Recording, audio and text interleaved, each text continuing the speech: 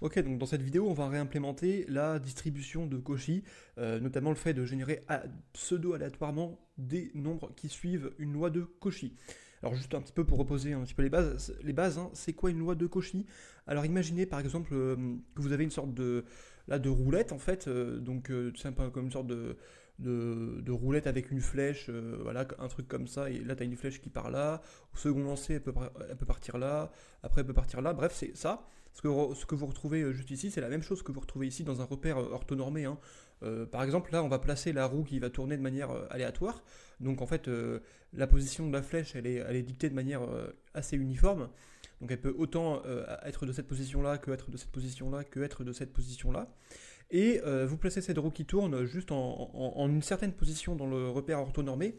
Et ensuite, vous allez tracer une ligne en fait qui va croiser le repère des abscisses, enfin l'axe des abscisses à un certain point, à une certaine valeur, qu'on va par exemple appeler x1, puis ensuite au deuxième lancer, donc là c'est le truc que j'ai fait en orange, qui va s'appeler x2, et on remarque évidemment hein, que je veux dire qu'on va plutôt s'attarder sur le fait de faire un demi-tour que le fait de faire un tour entier. Parce que en fait, là on peut retracer une droite qui continue comme ça. Donc, tu vois, c'est modulo en fait 180 degrés. C'est-à-dire que c'est modulo pi en fait. C'est-à-dire que si t'as ta flèche là qui part comme ça, c'est la même chose que si tu avais ta flèche en fait qui partait du coup comme ça. Oula, alors je sais pas si je le fais. Alors, attends, je le refais. Si t'as une flèche qui part du coup comme ça, c'est la même chose que si ta flèche elle part comme ça, vu que en fait c'est une droite et que du coup à un moment donné ça va croiser l'axe des abscisses et dans les deux cas ça va croiser l'axe des abscisses au même point. Donc dans cette implémentation on va que s'attarder en fait sur le fait de faire un demi-tour. Ok, et ça s'apparente à quoi? Ça en fait. Bah, du coup, on peut dire que en input, donc ce que va prendre en input, donc c'est un demi-tour. Un demi-tour, c'est entre du coup un demi de pi et moins un demi de pi. Et nous, ce qu'on veut, c'est un output qui va dans l'ensemble en fait des réels, hein. Dans l'ensemble des réels, donc on peut dire que c'est peut-être une valeur de tangente. Donc on va peut-être utiliser en fait une distribution uniforme entre moins un demi de pi et un demi de pi. On va appliquer la tangente à chaque output de cette distribution uniforme, et ensuite on va du coup en tirer une génération pseudo-aléatoire de nombres qui suivent une loi de Cauchy. Dans une loi de Cauchy aussi vite fait, il y a plusieurs paramètres. Il y a en fait les paramètres en x et en y du centre de la roue. En fait, de la roue, on va tourner notre flèche, quoi. Donc par exemple, j'ai fait le point d'interrogation sur la fonction r Cauchy dans R. Et qu'est-ce que ça nous donne? Bah, ça nous donne là pour la fonction r Cauchy les deux paramètres. Donc là, il y a n, c'est le nombre d'éléments qu'on va générer. Location, en fait, ça va être la position en x. Et la position scale, enfin le paramètre scale, il désigne en fait le paramètre y. Alors pourquoi ça s'appelle scale, donc échelle en français? C'est parce que un peu assez intuitivement, plus vous allez vous placer haut, plus en fait, donc bah, je vais vous montrer ça tout de suite. Vous voyez que là, x1, x2 pour une coordonnée y égale à 1, c'est égal en fait à 1 demi de ce même delta, mais en y égale à 2. Tu vois, si je fais y égale à 2 et que j'ai les mêmes positions pour le trait, tu vois, pour la flèche, donc là on y va, là ça va être x par exemple 4, et puis là en bleu, bon, on va sortir là de la zone, mais en fait, le delta x4 moins x3, ça sera égal à 2 fois x2 moins x1. Donc c'est pour ça que ça s'appelle une échelle, parce que plus on est haut, plus en fait on va échelonner la différence de manière avec un multiplicative. C'est multiplicative. Si j'ai une échelle de 1,5, on fera, vous allez voir, la valeur de chaque tangente fois 1,5 plus en fait le x. Donc le x, il peut être aussi négatif, hein, donc ça va être plus, moins quelque chose si on va plutôt vers une roue qui se situe de manière négative pour les abscisses ou de manière positive. Bref, et le fois pour, parce que c'est une échelle. Donc on y va pour la réimplémentation de la fonction. Donc hein, c'est évidemment une fonction qui va sortir en output hein, un vecteur de type double. Et donc là j'ai juste défini vite fait le type, le vecteur qu'on va retourner. En paramètre évidemment on a un unsigned int n, donc en fait un nombre d'éléments qu'on va générer. Évidemment c'est un nombre d'éléments, donc c'est strictement positif. Donc j'ai mis un unsigned int, ok super. Et on a la position x et la position y. Alors je vais pas reprendre hein, les paramètres location et scale, je vais juste mettre x et y. Donc par exemple, donc c'est aussi un double, hein. double X, voilà. Je sais pas si... Ouais, je vais peut-être le prendre en référence, même pas, c'est quoi. Et un double Y, ok. Une fois qu'on a ça, alors là je le fais en live, hein, donc j'ai pas tout non plus, tout ce qui est fait dans ma tête, là, toute l'architecture du programme qui est faite dans ma tête, mais on va quand même essayer de le faire. J'ai juste les grands axes de comment ça va se faire. On a du X, on a du Y. Donc je dis, ouais, donc on va prendre la tangente à chaque fois, la valeur de la tangente. Est-ce que d'ailleurs, donc juste vite fait, est-ce que j'ai importé math? Je crois que j'ai importé math hein, dans l'abstraction dans .h. On va voir si là si je fais un petit. Alors là je fais en live hein, std count par exemple de tan de 0.5 par exemple, tan de 0.5. Alors je vais compiler ça. Alors hop, allez, sors-moi d'ici. Je compile ça, donc c'est test.cpp. Ouais, ça a l'air d'être bon. Hein. Ouais, ok, bah j'ai plutôt. Donc j'ai déjà importé, je crois. Ouais, de toute façon, dans abstraction.h. Abstraction.h. Ça appelle aussi fulgurance, oui, je me rappelle plus. Ça s'appelle aussi fulgurance.h. Donc c'est une librairie de statistiques et bientôt de machine learning que je suis en train de développer en C++.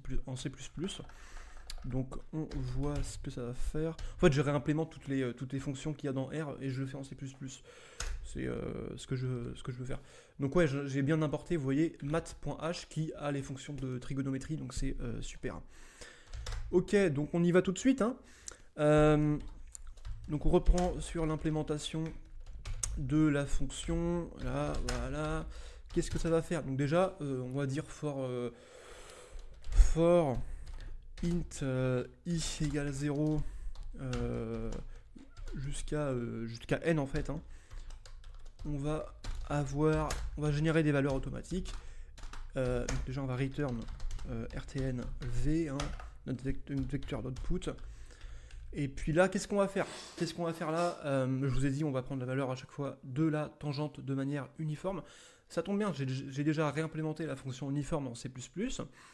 C'était pas très compliqué à faire en fait. Je prenais à chaque fois la valeur de la milliseconde en fait où renaît ce programme-là. Ensuite, vous savez quoi, je vais même pas me baser sur la fonction uniforme que j'ai implémentée. On va alors réimplémenter limite une sorte de fonction uniforme directement. Donc on y va. Alors, c'était quoi? C'était dans quoi où j'ai réimplémenté ça? C'était dans abstraction, je crois, .h, voilà. Si je mets runif, je l'ai pas runif, donc c'était peut-être dans fulgurance.h où je vais réimplémenter. runif, voilà, il est juste là.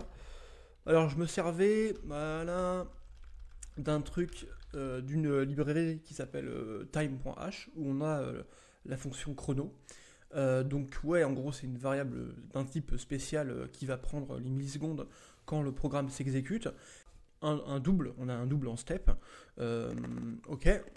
Je vais le faire 3 fois. Pourquoi je vais le faire 3 fois? Parce qu'il y a une sorte aussi de concept qui va s'appeler, qui s'appelle pas, c'est moi qui l'ai dit comme ça, mais une sorte de résolution. C'est-à-dire que, regardez, quand quand vous allez tourner la roue, tac, tac, tac, tac, tac, en fait, il faut qu'il y ait une sorte de résolution. Donc une résolution, par exemple, sur une image, c'est quoi? C'est combien de pixels tu as pour tant d'espace, tu vois.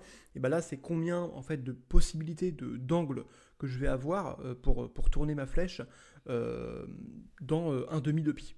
Donc, parce que tu vois, je peux avoir une résolution très basse où je vais pouvoir que tourner de, par exemple, un tiers de pi, donc que 3 fois, pour un 16e de pi, donc que 16 fois. Mais là, moi, je veux un truc où je tournais quand même au moins peut-être 1 million de fois dans 1 million de possibilités d'angles possibles pour tourner mon truc de 1 demi de pi.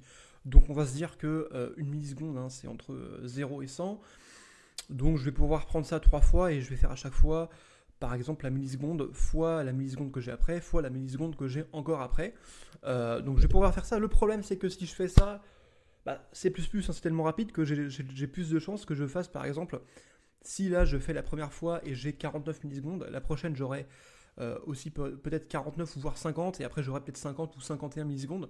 Donc je vais me retrouver en fait avec, même si techniquement j'aurai une possibilité de tourner l'angle, d'avoir plusieurs angles 1 million en fait d'angles différents, je vais avoir en fait une possibilité d'angle très réduite. Donc je vais introduire une sorte des conditions qui vont pseudo-aléatoirement modifier les angles que je pourrais avoir. Donc en fait ça va être des conditions if. Hein. Si par exemple la milliseconde où je suis actuellement elle est divisible par 10, alors je vais attendre en fait un certain nombre de millisecondes, etc. Comme ça je vais inclure en fait des facteurs de chaos, de probabilités différentes.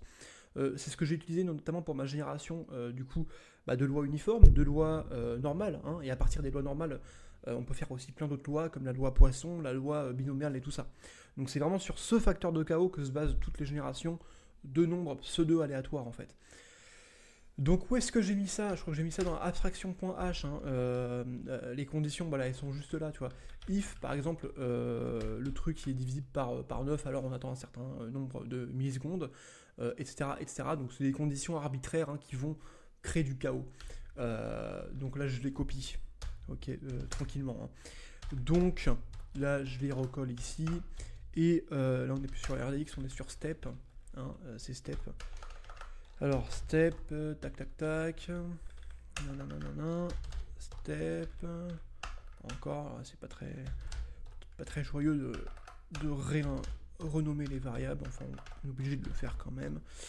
Et puis, STEP. Ok, ça on le fait 3 fois, donc je vais le mettre en fait dans une boucle. Hein, toute cette ligne-là, je vais mettre dans une boucle for i2 par exemple. Alors, donc, on va peut-être définir le compteur juste là. Donc, peut-être unsigned int i2 égale à enfin, juste i2 quoi. Ensuite là du coup on va faire un for i2 égale à 0, i2 strictement inférieur à 3 plus i2. Ok, on fait tout ce qu'on a choisi là 3 fois, du coup on va le faire 3 fois pour avoir du coup au maximum 100 au cube, donc 100 fois 100 fois 100 si à chaque fois je suis à la centième de milliseconde, donc ça va faire donc 100 fois 100, 10 000, plus 3 zéros, donc ça va faire... écoutez, attends, je suis vraiment mauvais en calcul mental. 100 cubes, je suis à 1 million, hein, 1 fois 10 puissance 6, hein, c'est bien ça, c'est bien 1 million. Donc c'est ce qu'on va faire. Hein. Voilà. Tac. Et donc là, j'attends un certain nombre de temps et après je vais reprendre. Alors là, mettre une variable du coup cœur step, hein, double. Donc là, ça va être double cœur step. Mais en fait, pourquoi d'ailleurs je l'ai appelé step? Parce que c'est pas vraiment un pas en fait qu'on va faire, c'est juste une attente. Donc peut-être qu'on va dire comment on dit wait value par exemple, wait val, voilà, avec un underscore là, et cœur wait val juste là. Je vais encore devoir renommer tous ces... Ah putain ouais, j'ai pas mis ça aussi dans la boucle. Devoir la mettre dans la boucle juste là, évidemment. Et je renomme ça avec en cœur weight val. Cœur weight val égale à ça. J'attends. Et à chaque fois, ma valeur de weight, en fait, je la juste au début, hein, évidemment, je la remets. Je la remets pas. Attendez. Ce que je vais faire ça 2 fois du coup. Faire ça 2 fois. Et ça, je le fais qu'une fois. Tac. Comme ça, en fait, en tout, je le fais 3 fois, mais ça me permet de définir déjà ma valeur de weight val juste là. Et là, ma valeur de cœur weight val, je vais la multiplier avec ma valeur de cœur weight. Voilà, je pense que là, on est plutôt bon, tu vois. Donc là, cœur weight fois à chaque fois cœur weight val, et à chaque fois, j'attends un nombre plutôt aléatoire qui est défini par une sorte de chaos, quoi. Juste là, alors je vais juste bien indenter tout ça parce que là c'est pas du tout. Voilà, là j'attends. Merde. Voilà, je vais quand même indenter ça. Voilà, je sais pas pourquoi j'ai fait ça. Hop. Donc ok, donc weight val égale à ça, et à chaque fois je vais multiplier ça par une valeur de millisecondes qui est générée de manière pseudo-aléatoire. Ensuite, qu'est-ce que je vais faire quand j'ai fini cette boucle-là? Générer juste une valeur de tangente. Alors, déjà, là, ma valeur qui va entre 100 et 1 million, je vais la diviser par du coup 1 million. Donc on va faire référence diviseur, donc je vais appeler par exemple, c'est quoi? C'est un, on peut le dire que c'est un entier, hein, unsigned, non, unsigned int, cœur, enfin, la référence de diviseur, ref divider égale 3, 4, 5, 6 égale 1 million, et à chaque fois du coup je vais avoir un pourcentage en fait entre 0 et 1 de ce que je vais faire, et je vais multiplier ce pourcentage par 1 demi de pi. Ok, alors c'est weight, du coup val, je divise ça par ref, bon, je peux directement en fait le diviser par 1 million. Pourquoi j'ai fait ça? 3, 4, 5, 6, en fait je n'ai même pas besoin de définir une variable là, je la dis, tu vois, je sais pas pourquoi j'ai fait ça. Non, il n'y a pas besoin d'avoir une référence de diviseur, puisque là, voilà, c'est une constante en fait. Et donc, pas besoin de la déclarer en variable là, enfin je pense en tout cas, vous me direz dans les commentaires. Alors, weight val, donc là, je divise par 1 million, et je vais faire ça après, weight val fois 1 demi de pi, environ 1,5700796. Plus voilà, plus j'ai un truc précis, plus ça sera précis, et évidemment. Aussi vite fait, je veux un truc qui soit uniformément du coup entre 1 demi de pi et moins 1 demi de pi, donc entre 0 et 100 et 1 million en fait, j'ai uniformément, enfin j'ai autant de valeurs impaires que de valeurs paires, donc techniquement ce que je peux faire, c'est que si là mon weight val en fait au début il est pair, alors je vais faire moins quelque chose, enfin moins le pourcentage de 1 demi de pi. Et si en fait je suis au-dessus, je vais faire plus le pourcentage de 1 demi de pi. Je vais peut-être le mettre voilà, donc on va voir un truc, donc if, oh là là, j'arrive pas à écrire, donc if weight val divisé par 2, donc si le reste est égal à 0, c'est-à-dire que si c'est pair, alors je vais faire un truc normal en fait, hein. Et voilà, tac.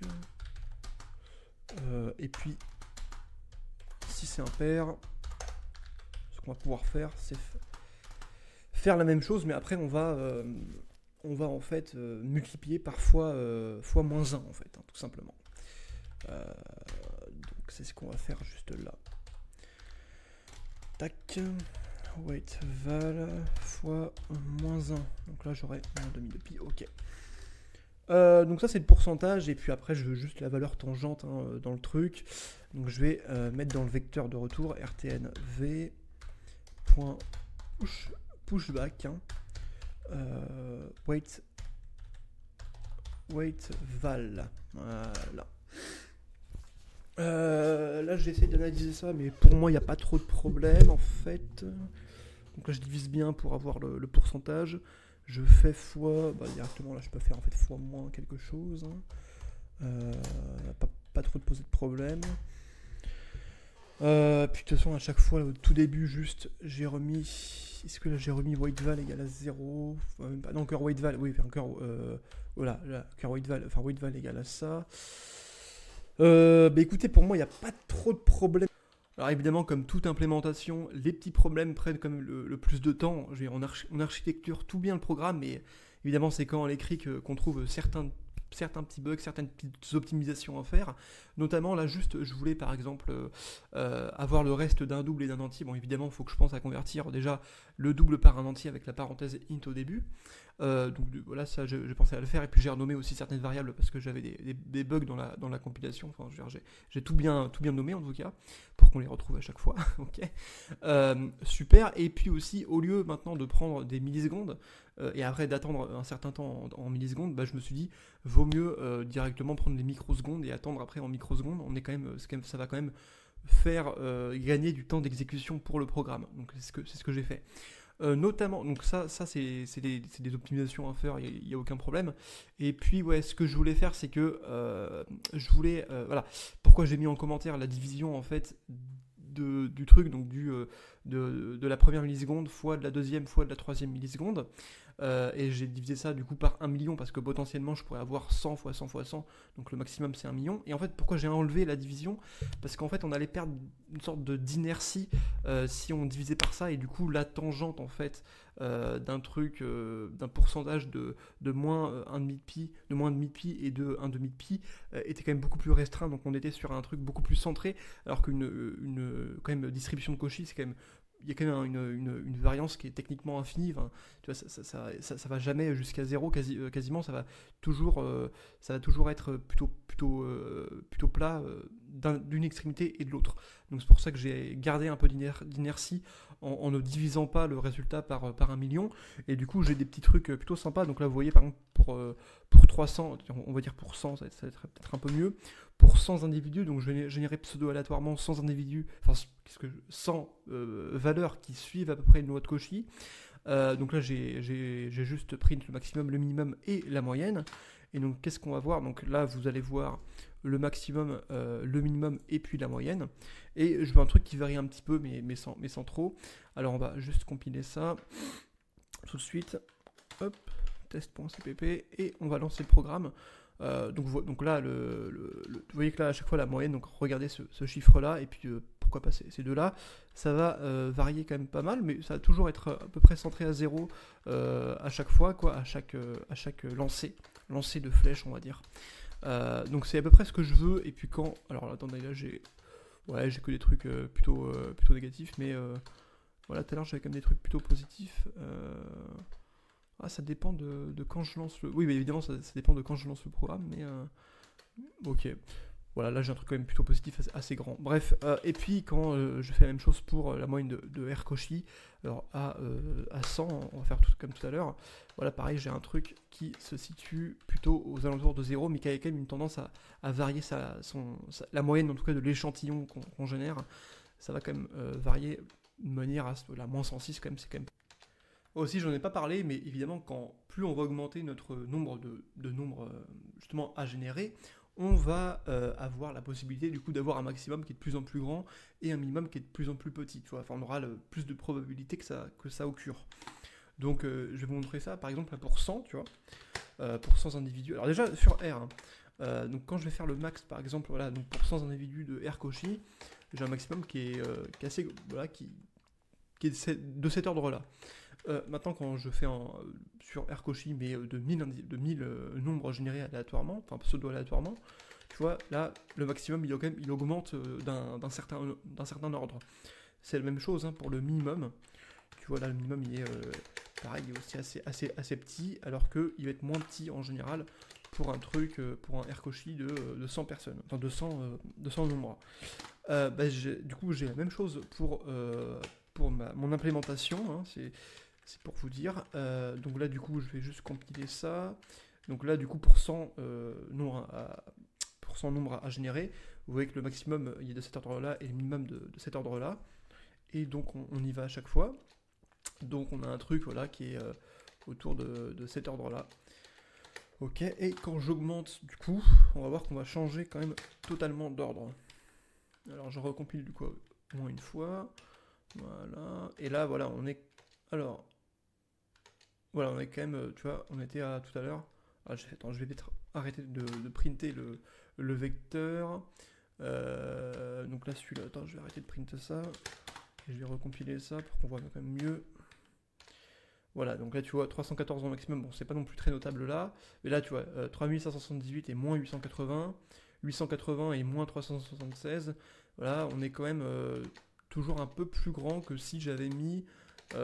donc là on retient bien les résultats, tu vois, que si j'avais mis juste 100.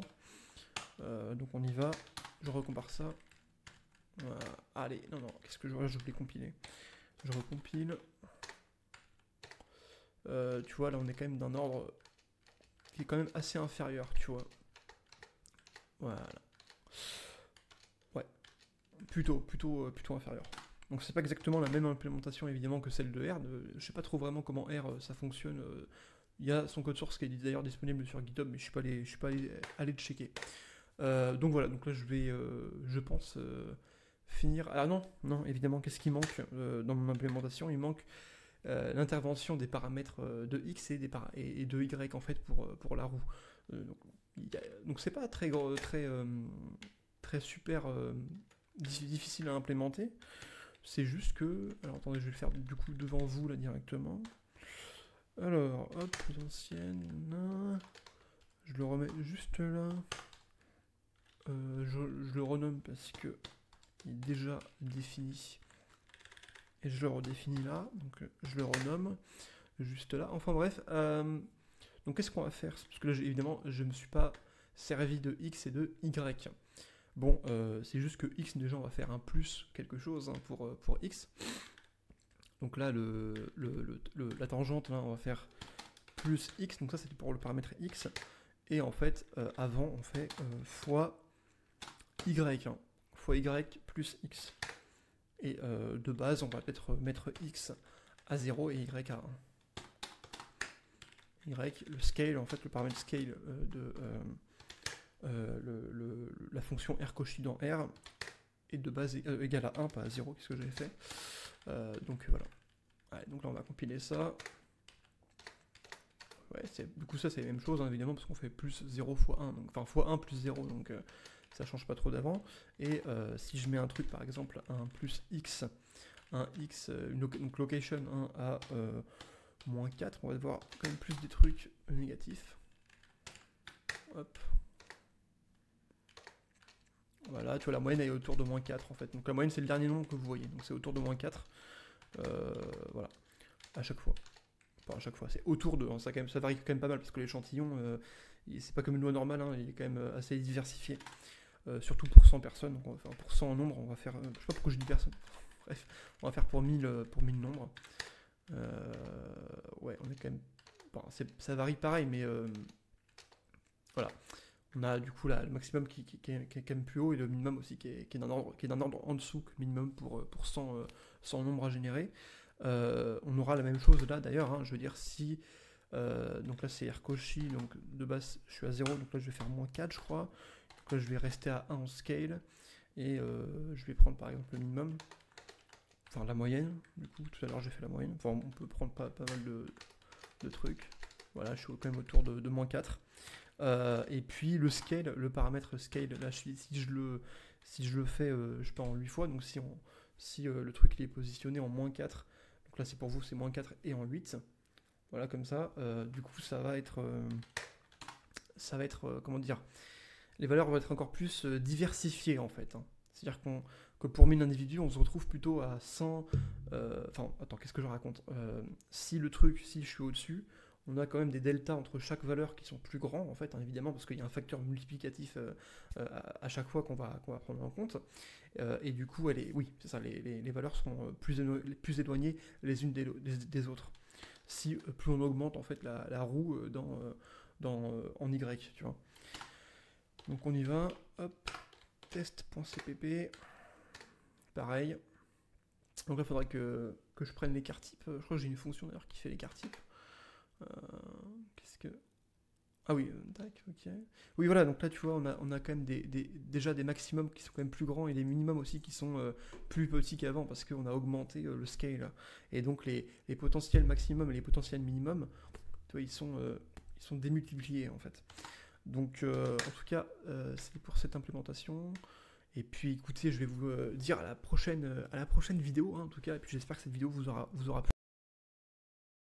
Alors aussi un truc qui serait intéressant de regarder en fait c'est le nombre qu'on a du coup de nombres justement qui sont supérieurs par exemple à moins 2 quand on positionne la roue à moins 4 et pour une échelle de 1, donc on va déjà le faire sous R avec donc tu vois là je vais faire la somme pour une distribution de 100 nombres qui suivent à peu près la loi de Cauchy en position moins 4x et 1y. Donc la somme qui sont supérieures à moins 2. Donc on a un truc qui est autour de 15, on va dire, tu vois, en général.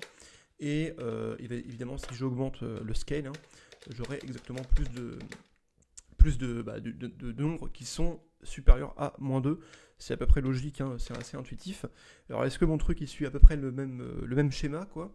On va justement le voir tout de suite. Donc là, ce que j'ai fait une petite fonction qui s'appelle sup, hein, qui va nous retourner à chaque fois un vecteur booléen en fait, et qui à chaque index va retourner 1 si en fait c'est au-dessus de la valeur de comparaison, et 0 si c'est en dessous de la valeur de comparaison. Et après je vais faire la somme, vous voyez juste là, la somme de tout ce vecteur booléen, donc du coup en tout j'aurai exactement ce que j'ai fait ici en R, quoi, donc la somme, ça en fait ça va retourner un vecteur booléen, et donc c'est la même chose, quoi. Donc je vais compiler ça, donc là j'ai fait pour une échelle, une scale égale à 1, et on va y aller, quoi. Alors on y va, donc là j'en ai 9, 16, donc tu vois, pareil on est autour de 15, bon, plutôt de 12, tu vois, là environ. C'est un petit peu moins que R, mais si j'augmente l'échelle, moi je veux vraiment avoir une tendance, et si la tendance c'est la même, c'est plutôt sympa, quoi. Donc là je recompile ça, et je vais voir si, voilà, donc là voilà, j'ai aussi un truc qui est au-dessus, qui est quand même plutôt autour de 40, 48, etc. Donc plus j'augmente l'échelle, plus j'ai des nombres qui sont au-dessus de la même référence qui est minimale, là, qui est moins 2. Donc ok, donc là c'est plutôt, moi je pense que c'est plutôt pas mal, et puis je vous retrouve pour une prochaine vidéo. Allez, salut.